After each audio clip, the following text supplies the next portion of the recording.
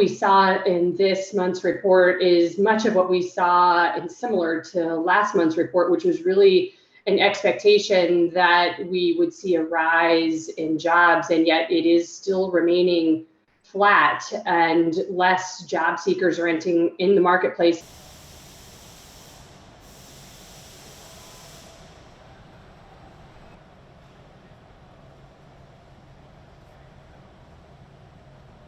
As we really look at what happened in recent days with the pandemic, is we're in this perfect storm right now where in the month of September, many of the stimulus packages stopped for North America, and also schools went back into play. The fear and uncertainty of kids going back to school, and frankly, the struggles that parents are having, it's very difficult right now to rely on sending your kids to school and then maybe anticipate that you might get a phone call that you need to pick them up and quarantine for 10 days. So I think that perfect storm of events that have occurred in this last month of September is what's causing that slower growth that we're anticipating. And then frankly, it's what's causing the candidate pool to not enter into the market the way we thought we would see following those stimulus packages ending earlier this month.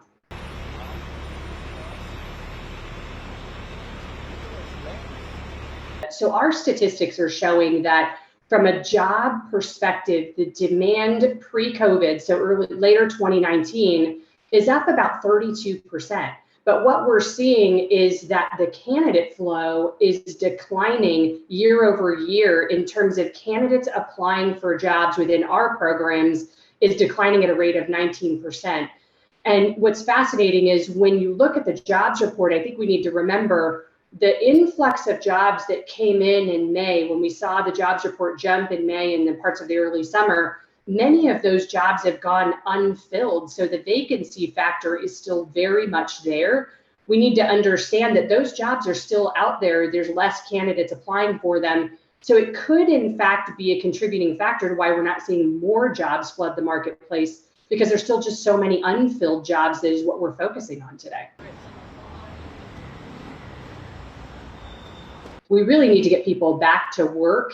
And what I think is concerning for us is we're seeing still major childcare issues. We're still seeing, parents fearful to send their kids back to school. And so I think that's more of a contributing factor than some of the economic factors that are going on, is that people are learning to live with less in general.